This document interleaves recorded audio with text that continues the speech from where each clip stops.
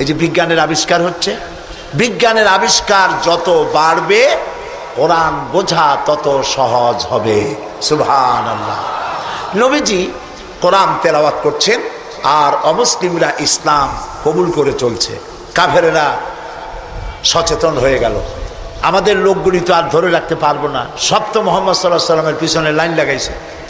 তখন তারা হযরত ওমরকে লাগিয়ে দিল যে এই লোকটাকে যেখানে পাওয়া যায় সেখানে মারো। হযরত ওমর রাদিয়াল্লাহু তাআলা আনহু তখন জাহিল, তিনি কাফের ছিলেন, মারার জন্য নেমে গেলেন।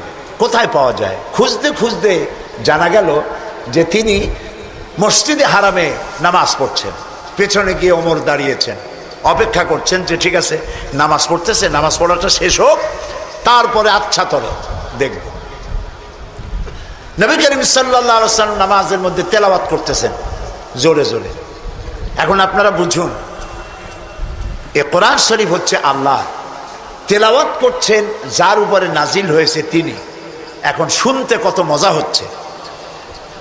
হযরত ওমর তিনি বলছেন যে আমি মনে মনে ভাবলাম যে মুহাম্মদ সাল্লাল্লাহু আলাইহি সাল্লামকে এইসব কথা জেনে শিখায়। উনি তো কোনো স্কুল কলেজে যায় নাই, মাদ্রাসায় যায়নি, কই পান এত সুন্দর সুন্দর কথা, নিশ্চয়ই জেনে শিখাচ্ছে। হযরত ওমর বলেন আমি যখন মনে করছি নবীজিকে মুহাম্মদ সাল্লাল্লাহু আলাইহি সাল্লামকে জেনে কথাগুলি শিখিয়েছে, অমনি তিনি নামাজের ভিতরে তেলাওয়াত করলেন ইন্নাহু লাকাউলু রাসূলিন কারীম। এটি একটি মহান বার্তাবাহকের বর্ণনা। হযরত ওমর চিন্তা করলেন সর্বনাশ, আমি মনে মনে চিন্তা করছি জেনের কথা, আর উনি জবাবে বললেন না জেনের কথা না, এটা সম্মানিত বার্তাবাহক তিনি বর্ণনা করেছেন। হযরত ওমর বলেন আমি মনে মনে ভাবলাম জেন যদি না শিখিয়ে থাকে তাহলে তলে তলে কোন ফাঁকে যেন মুহাম্মদ সাল্লাল্লাহু আলাইহি ওয়াসাল্লাম কবি হয়ে গেছেন, কারণ এত সুন্দর মিলিয়ে মিলিয়ে কথা তো আর শুনি নাই কখনো। হযরত ওমর বলেন আমি যখন ভাবলাম তিনি কবি হয়ে গেছেন, অমনি তিনি নামাজের ভিতরে আমার এ কথার প্রতিবাদ করলেন। তিনি পড়লেন ওয়ামা হুয়া বিকাউলি শাইরিন কালিলাম মা তুমিনুন। না না না, এটা কোনো কবির কথা নয়, তোমরা খুব কমই বিশ্বাস স্থাপন করো। হযরত ওমর বলছেন কি সাংঘাতিক কথা। চিন্তা করলাম জেনের কথা কয় না, জেনের কথা না, চিন্তা করলাম কবির কথা মনে মনে, আর উনি প্রকাশ্যে জবাব দিচ্ছেন যে কবির কথা না। তাহলে তো শুধু কবি, উনি কবি হন নাই, উনি গণকও হয়েছে, তা না হলে আমার মনের কথা বোঝে কেমনে? হযরত ওমর বলেন আমি যখন মনে মনে চিন্তা করলাম তিনি গণক হয়েছেন, অমনি নামাজের ভিতরে তিনি আমার এই কথারও জবাব দিয়ে দিলেন। তিনি পড়লেন ওয়ালা বিকাউলি কাহিনিন কালিলাম মা তাযাক্কারুন। না, এটা কোনো গণকের কথা নয়। সুবহানাল্লাহ। তোমরা খুব কমই উপদেশ গ্রহণ করে থাকো। হযরত ওমর বলছেন এবার আমার পায়ের তলা থেকে যেন মাটি খসে যাচ্ছে। কি আশ্চর্য কথা, যা মনে চিন্তা করি তার জবাব আসে নামাজ থেকে। এটা জেনের কথা না, এটা কবির কথা না, এটা গণকের কথা না, তবে এটা কি? বিরাট এক জিজ্ঞাসাবোধক চিহ্ন আমার সামনে ঘুরপাক খাচ্ছে, তবে এটা কি? হযরত ওমর বলেন আমি যখনই চিন্তা করলাম তবে এটা কি, অমনি রাসূল নামাজের ভিতরে আমার সে কথার জবাব দিয়ে দিলেন। তিনি পড়লেন তানজিলুম মির রাব্বিল আলামিন। এটি হচ্ছে আল্লাহ রাব্বুল আলামিনের নাজিলকৃত কিতাব। হযরত ওমর বলছেন আমার মনে হচ্ছিল যেন ইসলাম তার সব শক্তি নিয়ে তার শেকড় শুদ্ধ আমার কলিজার মধ্যে গেড়ে বসতেছে। কোরআন এক বৈপ্লবিক পরিবর্তন এনেছিল তদানীন্তন সমাজের মধ্যে। যারা চোর ছিল, ডাকাত ছিল, রাসূলুল্লাহ মেসমেরিজম করেন নাই, জাতিকে হিপনোটাইজ করেননি। গোটা জাতি চোর, ডাকাত, জেনাকার, বদমাশ, সন্ত্রাসী, সুদখোর, গোটা জাতির মধ্যে একটি বিরাট পরিবর্তন এসে গেল। যারা ছিল চোর, যারা ছিল ডাকাত, তারা মানুষের সম্পদের পাহারাদার হয়ে গেল। সুবহানাল্লাহ বলবেন না? যারা নারীর সতীত্বের জম ছিল তারা নারীর সতীত্বের সংরক্ষণকারী হয়ে গেল। যারা যারা সুদভিত্তিক অর্থনীতি দিয়ে গোটা সমাজের সম্পদকে কক্ষিগত করেছিল, তারা কোরআনের সংস্পর্শে এসে সারা জীবনের সঞ্চিত সব সম্পদ অবারিত উন্মুক্ত হস্তে গরিব জনসাধারণের জন্য দুহাতে বিলায় দিতে লাগলো। এই যে বিরাট পরিবর্তন আসলো, সেই পরিবর্তন আনার পেছনে কাজ করেছে যে কিতাবখানা, সেই কিতাবের নাম কোরআন। বলেন জোরে, কোরআন। এই কোরআন শরীফকে আল্লাহ তাআলা হেফাজত করার দায়িত্ব নিয়েছেন। বেদ বলেন, বাইবেল বলেন, সমস্ত ধর্মীয় পুস্তকগুলি উল্টাপাল্টা হয়ে গিয়েছে, কোনোটার অরিজিনালিটি নাই। আপনি চ্যালেঞ্জ করতে পারেন বুক ফুলাইয়া, বর্তমান বিশ্বে খ্রিস্টানদের কাছে যে বাইবেল আছে, লুক, যোহন, মার্ক, মথি, scripture, new testament, old testament বলতে যা কিছু বুঝায়, ওদের কাছে আল্লাহর কিতাব বলে তারা যে দাবি করে, চ্যালেঞ্জ হয়েছে বর্তমান যুগে খ্রিস্টানদের কাছে যে বাইবেল আছে এর মধ্যে একটি ওয়ার্ডও আল্লাহর নয়, সব তাদের বানানো। এই চ্যালেঞ্জের মোকাবেলা খ্রিস্টান জগৎ করতে পারে নাই, কিন্তু কোরআন শরীফ সম্পর্কে এই কথা কেউ বলতে পারবে না যে একটি অক্ষরও মানুষের তৈরি করা। সুবহানাল্লাহ। এটিকে হেফাজত করেছেন কে?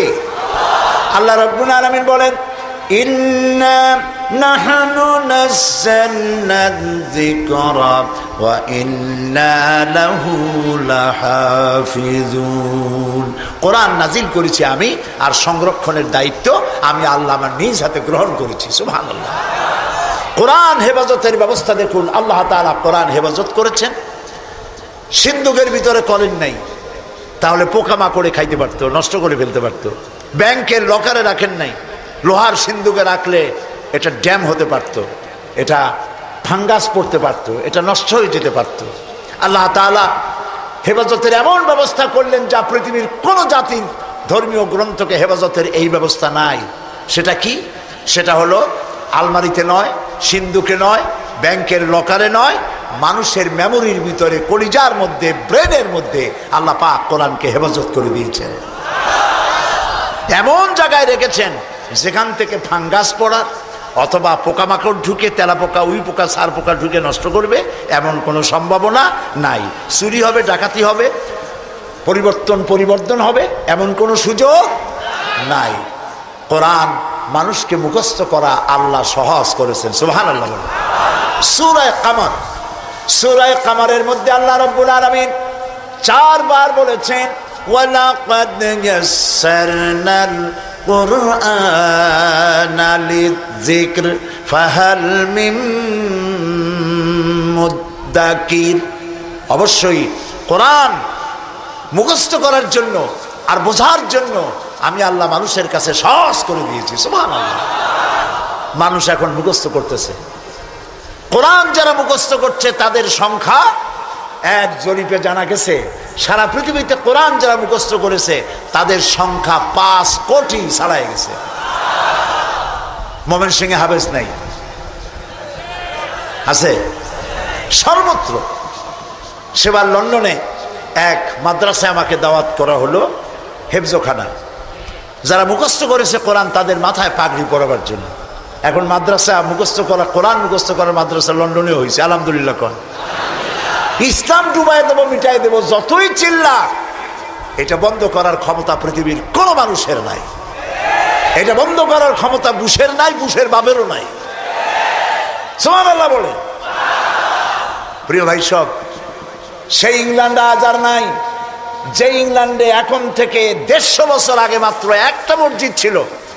সেই ইংল্যান্ডে এখন মসজিদের সংখ্যা 8000 ছাড়াই গেছে। কেমনে বন্ধ করবা ইসলাম? ফেরাউন যত চেষ্টা করছে মুসারে আসতে দেবে না। আল্লাহ মুসা আলাইহিস সালাম নিয়ে ফেরাউনের ঘরেই লালন পালন করছে, ঠিক কিনা? তো সেই মাদ্রাসার ছাত্রদেরকে মাথায় পাগড়ি পড়াতে পড়াতে 10-12 দিন ছেলে, ছোট্ট একটা ছেলে আসছে এতটুকু চা। আমি জিজ্ঞেস করলাম এ কি? আমি মনে করছি সে বোধহয় আন্দাজে আসছে পাগড়ি নেওয়ার জন্য। তাই বললাম এ কি? বলেছে এর মাথায় তো পাগড়ি দিবেন কেন? কয় যত হাফেজ। আশ্চর্য, কত বয়স কত? কয় 7-7.5 বছর হবে। সুবহানাল্লাহ। আমার চোখে পানি এসে গেল। আমার কাছে মনে হলো যেন আল্লাহ তাআলা প্রশান্ত মহাসাগরকে একটা ঝিনুকের মধ্যে আল্লাহ তাআলা ঢুকাই দিয়েছেন। কোরআনের হেফাজতের মালিক কে? আরো জোরে বলুন। তিনি হেফাজতের দায়িত্ব নিয়েছেন। এখন এই কোরআন থেকে আমি কিছু কথা আলোচনা করতে চাই স্বল্প সময়ের মধ্যে। আলোচনা করব সেই জায়গা দিয়ে যেই জায়গাটি থেকে আলোচনা করলে পরে আমাদের আকীদা দুরস্ত হয়ে যাবে। আল্লাহ তো সংখ্যা বেশি চান না, আল্লাহ চান কোয়ালিটি। কোয়ান্টিটির প্রয়োজন না, কোয়ালিটির প্রয়োজন। 313 জন মুসলমান দিয়ে যা হয়েছে, আজকে পৃথিবীতে 150 কোটি মুসলমান দিয়ে তা হচ্ছে না। ঠিক কিনা বলেন? সত্য কিনা? এমন সময় তো ছিল যখন মুসলমানেরা একটা খেজুর ছিঁড়ে ছিঁড়ে 8-10 জন দাঁতে লাগাইয়া চাবাইছে। এক গ্লাস পানি অনেকজন মানুষের ঠোঁট ভিজিয়ে তারপরে লড়াই করেছেন। এরপরে গোটা পৃথিবীর অর্ধেকটা পৃথিবী মুসলমানদের পায়ের উপরে চুমো খেয়েছে। আজ মুসলমানের সংখ্যা বেড়েছে কিন্তু কোয়ালিটি বাড়ে নাই। কোয়ালিটি বাড়াবার জন্য ফাউন্ডেশন হচ্ছে তাওহীদ, তাওহীদে বিশ্বাস, শিরক থেকে বাঁচা আর তাওহীদে বিশ্বাস স্থাপন করা। এই আকীদা যদি মজবুত না হয় তাহলে আমাদের সংখ্যা যতই বাড়ুক, কাফের এবং দুশ্মনদের সামনে আমরা হেয় প্রতিপন্ন, লাঞ্ছিত হতে বাধ্য হব। সেই জন্য আমি আপনাদের সামনে একটি জায়গা থেকে আলোচনা করতে চাই। তার আগে শয়তানের ওয়াসওয়াসা থেকে পানাহ চেয়ে নিতে হবে, কারণ শয়তান চায় না যে আমরা আল্লাহর কথা শুনি। শয়তান কি চায়? সেই জন্য আল্লাহ তাআলা বলেছেন কোরআন তেলাওয়াতের সময় শয়তানের ওয়াসওয়াসা থেকে আমার কাছে পানাহ চেয়ে নিও। আপনারা সবাই আমার সাথে পড়ে, বিতাড়িত মরদুদ শয়তানের ওয়াসওয়াসা থেকে পানাহ চাই, পরম করুণাময় আল্লাহর নামে শুরু করছি। সূরা লুকমান, দ্বিতীয় রুকু। ওয়ালাকাদ আতাইনা লুকমানাল হিকমাতা আনিশকুর লিল্লাহ ওয়া মান ইয়াশকুর فإنما يشكر لنفسه ومن كفر فإن الله غني حميد وإذ قال لقمان لابنه وهو يعظه يا بني لا تشرك بالله إن الشرك لظلم عظيم সাদাকাল্লাহুল আযীম। দুটি আয়াত আমি আপনাদের সামনে তেলাওয়াত করেছি। অর্থ হচ্ছে, আর অবশ্যই আমি লোকমানকে জ্ঞান দান করেছি এবং তাকে বলেছি যে তুমি আল্লাহর প্রতি কৃতজ্ঞ হও। ওয়া ইয়াশকুর ফাইন্নামা ইয়াশকুরু লিনাফসি, আর যে ব্যক্তি কৃতজ্ঞ হয় সে তার নিজের জন্যই কৃতজ্ঞতা প্রকাশ করে। ওয়ামান কাফারা, আর যে ব্যক্তি অকৃতজ্ঞ, ফাইন্নাল্লাহা গানিয়্যুন হামিদ, আর জেনে রেখো আল্লাহ তাআলা কারো কৃতজ্ঞতার, কারো প্রশংসার মুখাপেক্ষী নন। তিনি হামিদ, নিজের থেকে নিজেই প্রশংসিত। এটি হলো আমার তেলাওয়াতকৃত আয়াতের তরজমা। এখন এই আয়াত থেকে কিছু কথা আমি আপনাদের সামনে আলোচনা করতে চাই। ফ্যানটা আমার দিকে একটু ডাইরেক্ট করে দেন। সেটা হলো এই, আল্লাহ তাআলা বলছেন ওয়ালাকাদ আতাইনা লুকমানাল হিকমা, আমি লোকমানকে জ্ঞান দান করেছি। লোকমান সম্পর্কে আমাদের অনেকের ধারণা যে লোকমান ছিলেন পয়গম্বর বা নবী বা রসুল ছিলেন। এটি ঠিক নয়। হযরত লোকমান নবী না, রসুল না, তাকে আল্লাহ জ্ঞান দান করেছিলেন। কে জ্ঞান দান করেছিলেন বলুন? আল্লাহ তাআলা তাকে জ্ঞান দান করেছিলেন। হযরত লোকমান ছিলেন একজন বাদশার, একজন রাজার, তিনি ছিলেন কৃতদাস। এখন একদিন বাদশার কাছে খবর এলো যে আপনার যে খাদেম, যে গোলাম লোকমান, সে তো বড় বুদ্ধিমান মানুষ। বলে কেমন? যেখানেই যায় উট ভেড়া ছাগল ইত্যাদি তো পালে, তো যখন যেখানে যায় উট ভেড়াগুলো ছেড়ে দিয়ে তারপরে এক জায়গায় বসে, আর সব রাখালরা তার চারদিকে এসে বসে যায়, আর উনি জ্ঞানপূর্ণ কথা বলে। তার জ্ঞানের কথা শুনে মানুষগুলি হা করে তাকায় থাকে। বাদশা মনে করলেন যে আমার ভেড়া ছাগল রাখে, তার যদি হয় এত জ্ঞান, তো তারে তো আমার আটকায় রাখা ঠিক না। আচ্ছা জ্ঞানটা কেমন, তো একটু পরীক্ষা তো করি। একদিন লোকমানকে তিনি ডাকলেন, ডেকে বললেন, লোকমান তুমি এক কাজ করো, আমার যে ছাগলগুলি তুমি পালতেছো একটি ছাগলকে জবাহ করে ওর ভিতর থেকে ছাগলের শরীরের সব থেকে উৎকৃষ্ট অংশটা আমার জন্য নিয়ে আসো। হযরতে লোকমান একটা ছাগল জবাহ করলেন এবং ছাগলের কলিজা এনে পিরিচে করে ওনার সামনে হাজির করে দিলেন। কয়েকদিন যাওয়ার পর বাদশাহ আবার বললেন, আজকে আরেকটা ছাগল জবাহ করো এবং তার শরীরের নিকৃষ্ট অংশটা আমার সামনে নিয়ে আসো। লোকমান আরেকটা ছাগল জবাহ করলো এবং ওই ছাগলের কলিজাটা পিরিচে করে এনে হাজির করে দিল। বাদশাহ বলল, আমি শুনছিলাম তোমার নাকি অনেক জ্ঞান, এই বুঝি জ্ঞানের পরিচয়। আমি যেদিন চাইলাম, প্রথম বললাম সব থেকে উৎকৃষ্ট জিনিস আনো, তুমি কলিজা নিয়ে আসলা। সব থেকে নিকৃষ্ট জিনিস চাইলাম, তখনও তুমি নিয়ে আসলা কলিজা। তোমার জ্ঞানের পরিচয় তো পাইলাম না। লোকমান বললেন, হযরত লোকমান হাকিম বললেন, জাহাপানা, আপনি আমার মধ্যে জ্ঞানের পরিচয় কি পেয়েছেন পান নাই সেটা বড় কথা না। বড় কথা হলো এই, শুধু মানুষ না, প্রত্যেক প্রাণীর মধ্যেই আল্লাহ তাআলা একটা জিনিস দিয়েছেন। সেই জিনিসটা যদি ভালো হয় তাহলে প্রাণীটা ভালো। অর্থাৎ মানুষের মধ্যে, প্রাণীর মধ্যে ভালো যদি কোনো জিনিস থাকে তার নাম দিল, তার নাম কলিজা। আর খারাপ যদি কোনো জিনিস থাকে তার নাম দিল, তার নাম কলিজা। এখন লক্ষ্য করুন, লোকমান যে কথা বললেন 1000 বছর আগে, নবী করিম সাল্লাল্লাহু আলাইহি সাল্লাম 1000 বছর পরে পৃথিবীতে এসে সেই একই কথাই বললেন। একই কথাই বললেন। রাসূল কি বললেন? আল্লাহর নবী বললেন, ইন্না ফিল জাসাদে মুদগাতান, মানুষের শরীরের মধ্যে এক টুকরা গোশত আছে। গোশত টুকরা ভালো, গোটা শরীর ভালো। গোশত টুকরা খারাপ, গোটা শরীর খারাপ। আলা ওয়াহিয়াল কালব, সেটা হলো হৃৎপিণ্ড, সেটা হলো কলিজা। তাহলে লোকমান যে জ্ঞান পাইছিলেন, যে জ্ঞানের দ্বারা তিনি এই কথা বললেন, সেই জ্ঞানটা কার ছিল? বলেন কার? আর রাসূল যে জ্ঞান পেয়েছিলেন সেই জ্ঞানটা কার? কাজী আল্লাহর পক্ষ থেকে যে জ্ঞান আসে সেই জ্ঞানের কথা একরকম হয়, কিন্তু বুদ্ধিজীবী, দার্শনিক, তাদের কথা এক হয় না। বিজ্ঞানীদের কথাও এক হয় না। বিজ্ঞানের তো একটা থিওরি এরকম আছে যে বিজ্ঞানের কোনো থিওরি ফাইনাল নয়। বুদ্ধিজীবীদের কথাই ধরুন, কার্ল মার্কস বলেছেন মানুষ পেট সর্বস্ব জীব। আলফ্রেড বলেছেন মানুষ সেক্স সর্বস্ব জীব। আবার ডারউইন এসে বললেন, এগুলি তোমরা যা বলো একটাও ঠিক না, মানুষ মোটে মানুষই না। বলে মানুষ কি? মানুষ হলো বান্দর। তো চিন্তাবিদ, বুদ্ধিজীবী, দার্শনিক, তাদের কথায় মিল নাই, নবীদের কথায় মিল আছে না নাই? বলেন, জোরে বলেন, আছে না নাই? আপনি কি এইরকম একজন দুইজন নবীর খবর জানেন? এক নবী বলেছে আল্লাহ এক, আর একজন বলেছেন বেশি হইতে পারে, নাউজুবিল্লাহ। শুনেছেন এরকম? একজন বলেছে মৃত্যুর পরে আরেকটা জীবন আছে, কবর আছে, হাসর আছে, বিচার আছে, সিরাত আছে, মিজান আছে, বেহেশত আছে, দোজখ আছে। আর এক নবী বলছেন নাও থাকতে পারে। এরকম হয়েছে? হয় নাই। আদম আলাইহিস সালাম থেকে মুহাম্মদ সাল্লাল্লাহু আলাইহি সাল্লাম পর্যন্ত সমস্ত নবীদের কথা কয় রকম? স্লোগান কয়টা?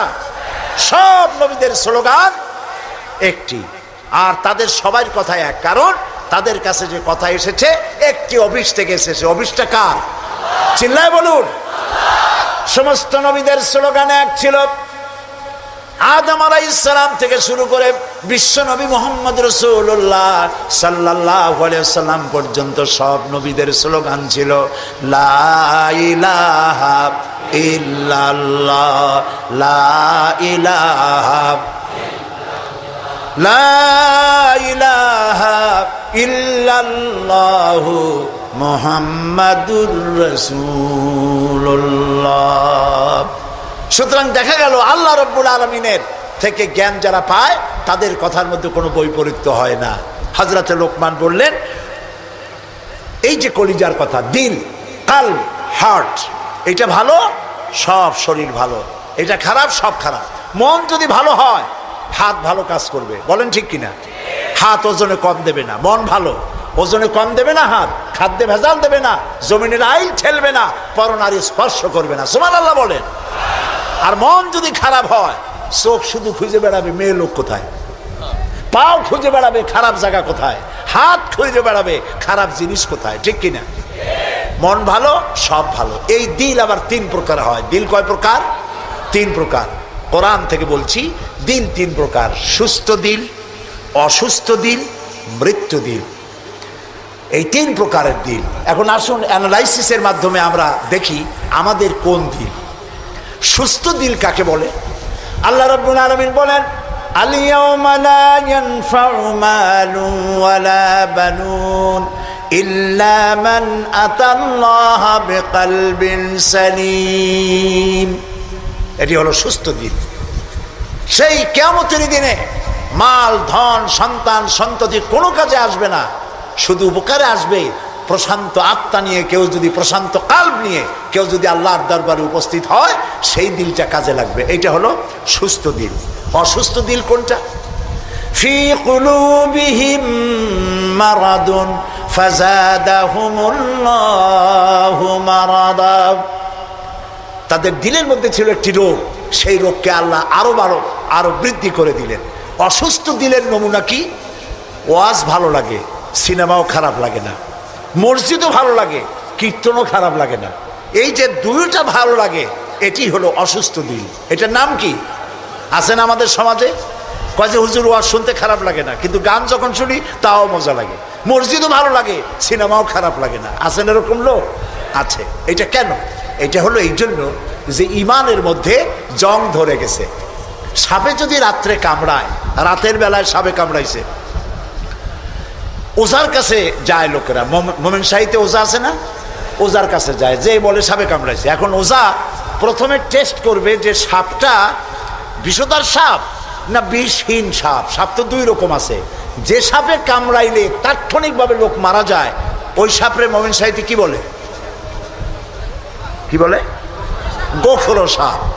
আর যেটা দেখতে খুব রং ছং মোটা টোটাও আছে, কিন্তু কামড়াইলে কিছু হয় না, ওইটা কি? ডোরা সাপ।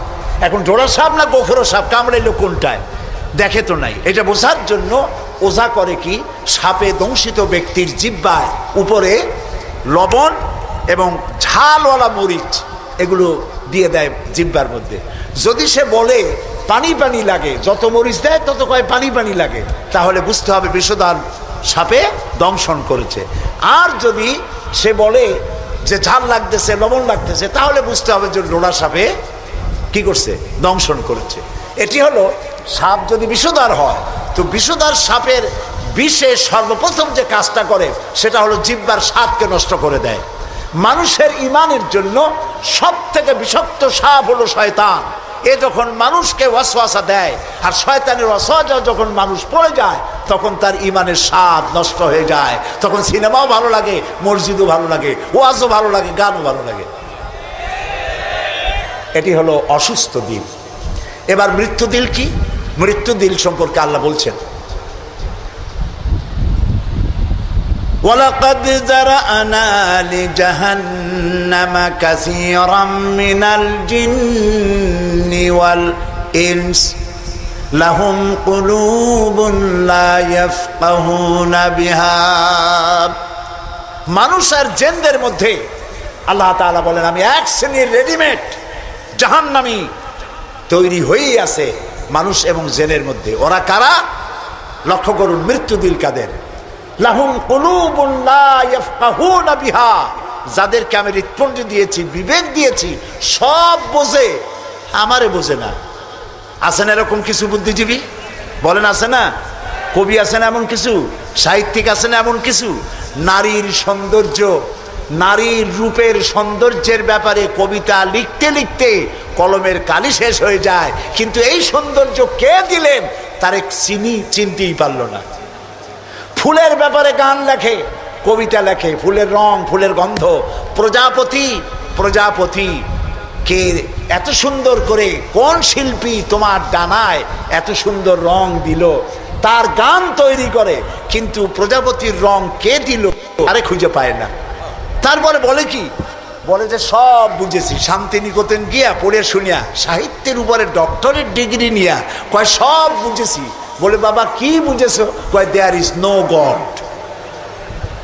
সারা জীবন বসে বুঝলো যে প্রভু বলতে কেউ নাই, আল্লাহ বলতে কেউ নাই। বলে নাউযুবিল্লাহ। লাহুম কুলুবুন লা ইয়াফকাহুনা বিহা, সব বোঝে কিন্তু আল্লাহরে চেনে না। নিজের শরীরটা দেখে, আল্লাহরে খুঁজে পায় না। আহারে, তুমি তো তোমার শরীরটা দিয়েই আল্লাহরে চিনতে পারো। সুবহানাল্লাহ বলে। শরীরটা দিয়ে আল্লাহরে চেনা যায়। এই যে দুটো চোখ, এই চোখ দিয়ে সব সময় আমরা নেগেটিভ দেখি। সব সময় প্রতিটি চিত্র, প্রতিটি মুহূর্তে নেগেটিভকে পজিটিভ করে দেখায় কে? কে দেখায়? সুবহানাল্লাহ। এত সুন্দর দুটি চোখ আল্লাহ দিলেন, চোখের মধ্যে আল্লাহ আবার পানি দিয়ে দিলেন। পানি মানে কান্নার পানি না, এমনি চোখে পানি আছে। আপনি চোখে পলক মারেন না, কথা না বললে বুঝি কি? এই যে পলক মারেন, এটা কি ইচ্ছে করে মারেন না অটোমেটিক হয়? অটোমেটিক হয়। ইচ্ছে করে মারলে ফটর ফটর করতো। আপনি নিজের অজান্তেই চোখগুলি পলক মারে কেন? আল্লাহ রাব্বুল আলামিন মানুষের কল্যাণের জন্য এমন অটোমেটিক ব্যবস্থা করে তিনি রেখে দিয়েছেন। শহরে বন্দরে গ্রামে নগরে গঞ্জে বাতাসের ভিতরে পলিউশন আছে, রোগের জার্ম আছে, বাতাসের ভিতরে উড়ে বেড়ায়, অনবরত চোখের ভিতরে প্রবেশ করে চোখ নষ্ট করে দিতে পারে। এই জন্য রব্বুল আলামিন চোখের ভিতরে পানি ধরনের একরকম মেডিসিন রেখে দিয়েছেন।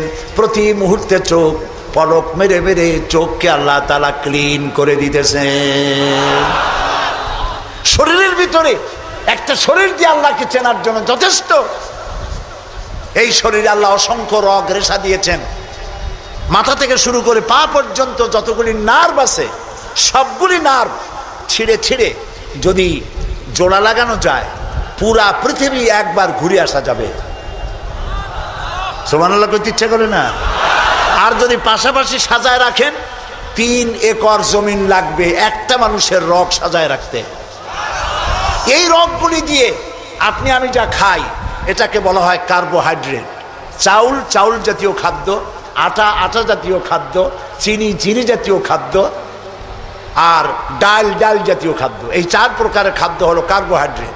এগুলি মানুষে খাইলে পরে শরীরের ভিতরে এর থেকে রক্ত হয়, এর থেকে পেশাব পায়খানা হয়ে বর্জ্য বেরিয়ে যায়। আর যেটা রক্ত হয়, সেই রক্তটাকে গোটা শরীরে প্রবাহিত করে শরীরটাকে আল্লাহ উষ্ণ রাখেন। সেজন্য এত রগ রেশা দিয়েছেন।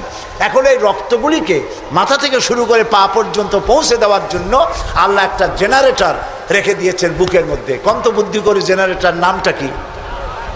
মাশাআল্লাহ, বুঝে ফেলেছেন। জেনারেটরের নাম হার্ট। সেটা অনবরত সিস্টোলিক অ্যান্ড ডায়াস্টোলিক এভাবে করে সম্প্রসারণ সংকোচন এরকম করতেছে। চিকিৎসা বিজ্ঞানীরা বলেছেন, মানুষকে মাথা থেকে শুরু করে কাটাকাটি করে সব বুঝেছি, কিন্তু হার্ট এরকম করে কেন, এর উৎস আজ পর্যন্ত পৃথিবী খুঁজে পায় নাই। এটি এভাবে করে করে রক্ত ছড়িয়ে দিচ্ছে। এখন দেখেন আল্লাহর খোঁজার ব্যবস্থা। মানুষ খাইয়া তারপরে হার্টের মধ্যে চর্বি গিয়ে জমে। হার্টের মধ্যে যে করোনারি আর্টারির মধ্যে গিয়ে চর্বি জমতে লাগলো। হঠাৎ করে রক্ত প্রবাহ যখন বন্ধ হতে থাকে, আর চলতে পারে না, তখন অ্যানজাইনা হয়, হার্টে বেদনা শুরু হয়। এই বেদনা শুরু হলে তাড়াতাড়ি ডাক্তার এনজিওগ্রাম করে তারপর দেখে কতটা নষ্ট হয়েছে। ওইটাকে যদি প্রয়োজন হয় রগ বদলাবার, তখন তাকে বাইপাস করা হয়। বাইপাস করে নতুন রগ লাগাতে হবে। এখন বলেন এই নতুন রগ কোথায়? গরুর রগ লাগাইলে হবে? বলেন, ছাগলের রগ? এখন আল্লাহ রব্বুল আলামিনকে চেনা সহজ। ওই রব্বুল আলামিন এমন সুন্দর ব্যবস্থা রেখেছেন, কারো যদি বাইপাস ওপেন হার্ট সার্জারি করার যদি প্রয়োজন হয়, রগের যদি 2-4টা রগ যদি লাগে, আল্লাহ রাব্বুল আলামিন মানুষের হাতের মধ্যে, পায়ের মধ্যে স্পায়ার পার্টস কতগুলি রগ রেখে দিয়েছেন। ডাক্তারেরা পা থেকে হাত থেকে সেই রগগুলি নিয়ে হার্টের ভিতরে ওই রগ লাগিয়ে দিয়ে নতুনভাবে আবার রক্ত সঞ্চালনের ব্যবস্থা করে দেয়। যালিকুমুল্লাহু রাব্বুকুম, এই হচ্ছে তোমাদের রব। সুবহানাল্লাহ বলেন। ইনি আল্লাহ যিনি এই ব্যবস্থা করেছেন।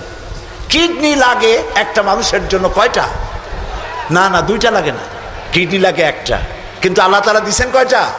2টা। একটা যদি অকেজ হয়ে যায় তো আরেকটা দিয়ে যেন কাজ হয়। লক্ষ্য করুন, আপনার মেমোরি, আপনার মগজ, আপনার ব্রেন, যে ব্রেনটা, যে মগজটা মাথার মধ্যে আছে, এই মগজের মধ্যে রয়েছে অসংখ্য সেল, কোষ, CELL, অসংখ্য কোষ। মেমোরি কোষ, বুদ্ধির কোষ, শোকের কোষ, সুখের কোষ, অনুভূতির